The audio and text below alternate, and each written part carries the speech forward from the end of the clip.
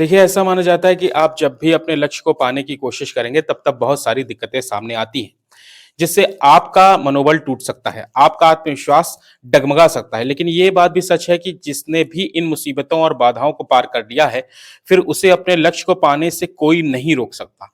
वो कहते हैं ना कि अगर पूरी शिद्दत से कुछ भी पाने की कोशिश करो, तो पूरी कायनात तुम्हें उससे मिलाने में लग जाती है। कहने का मतलब ये है कि अगर सच्चे दिल से कुछ पाना चाहो तो ऊपर वाला भी तुम्हारी मदद के रास्ते खोल देगा। ऐसी ही कहानी है मनोज कुमार शर्मा की। नमस्कार, मैं हूं आपका अपना ललुआ प्रयागवासी और स्वागत करता हूं आपके अपने चैनल पर। वीडियो में आगे बढ़ने से पहले चैनल को सब्सक्राइब जरूर कर लीजिएगा। मनोज कुमार शर्मा वो जाना माना नाम है जिसकी कहानी आज की युवा पीढ़ी के लिए एक मिसाल है। आज के समय में जहां स्टूडेंट्स अपना धैर्य खो बैठते हैं, आए दिन स्टूडेंट्स के सुसाइड करने की खबरें आती रहती हैं, तब ऐसे समय में मनोज शर्मा की कहानी स्टूडेंट्स में एक नया उत्साह भर सकती है, उन्हें जीवन जीने का तरीका बता सकती है। 3 जुलाई 1975 को मध्य प्रदेश के मुरैना में रामवीर शर्मा के घर जन्म हुआ मनोज कुमार शर्मा का। बचपन से मनोज पढ़ने लिखने में कुछ खास नहीं थे। कक्षा 9 और 10 में तृतीय श्रेणी हासिल की और कक्षा 11 भी जैसे तैसे नकल करके पास हो गए। लेकिन जब 12वीं क्लास में पहुंचे तो नकल करने का सारा जुगाड़ खत्म हो गया था, क्योंकि इस बार मुरैना में एक ऐसे एसडीएम की नियुक्ति हुई थी जिसने बोर्ड परीक्षा में नकल करने पर पूरी तरह पाबंदी लगा दी थी, जिसका खामियाजा मनोज को भुगतना पड़ा। लिहाजा हिंदी छोड़कर बाकी सभी विषयों में वो फेल हो गए।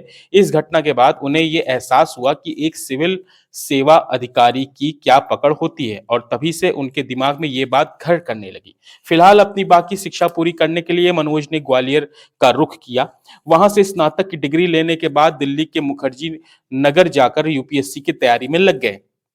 लेकिन आर्थिक रूप से उनका परिवार इतना मजबूत नहीं था कि उन्हें इसकी तैयारी के लिए पैसे दे सके, और इसलिए उन्होंने वहां रहकर वो काम किए जो शायद ही आज की पीढ़ी के बच्चे कर पाए। वहां के रईस लोगों के घरों में पल रहे कुत्तों को घुमाने का काम किया, जिसके एवज में उन्हें 100 रुपए मिल जाया करता था। इसके बाद उन्हें एक लाइब्रेरी में चपरासी की नौकरी मिल गई, जिससे उन्हें लाइब्रेरी में काम करने के लिए 300 रुपए प्रति माह पड़ा। अब आप सोचिए कि उस वक्त उस इंसान के ऊपर किस लेवल का प्रेशर रहा होगा। लेकिन उन्होंने उसे सही दिशा दी, और वो कहते हैं ट्यूशन फीस के भुगतान के पैसे भी नहीं थे।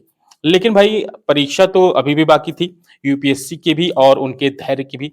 मनोज शर्मा ने कड़ी मेहनत से यूपीएससी की परीक्षा दी, लेकिन पहले 3 अटेम्प्ट में वो सफल नहीं हुए। इसके बावजूद उन्होंने हार भी नहीं मानी और चौथे प्रयास में 121वीं रैंक पाकर आईपीएस अधिकारी बन गए। मनोज शर्मा के साथी अनुराग पाठक ने मनोज के जीवन से जुड़ी एक किताब लिखी है जिसका नाम है 12th फेल, हारा वही जो लड़ा नहीं।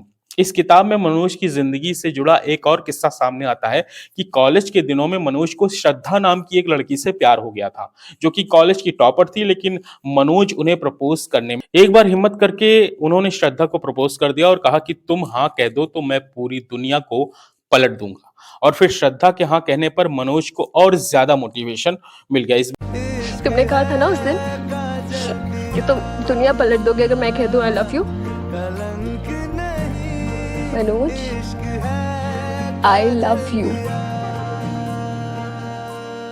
इस बात का जिक्र खुद मनोज ने एक इंटरव्यू में किया है। बहरहाल मनोज और श्रद्धा ने शादी कर ली, और श्रद्धा भारतीय राजस्व सेवा की अधिकारी हैं, और वर्तमान में मनोज कुमार शर्मा महाराष्ट्र कैडर के 2005 बैच के आईपीएस अधिकारी हैं। कुछ महीनों पहले उनके ऊपर 12th फेल नाम से एक फिल्म भी बन चुकी है, जिसमें मनोज शर्मा का किरदार विक्रांत ने बखूबी निभाया है।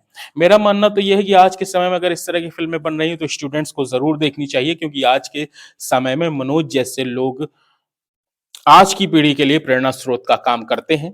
हिम्मत क्या होती है, संघर्ष क्या होता है, इस बात का पता तो लगना ही चाहिए। बाकी आपको वीडियो कैसी लगी कमेंट करके जरूर बताइएगा। वीडियो अच्छी लगी हो तो लाइक और ज्यादा से ज्यादा शेयर जरूर कीजिएगा। नमस्कार।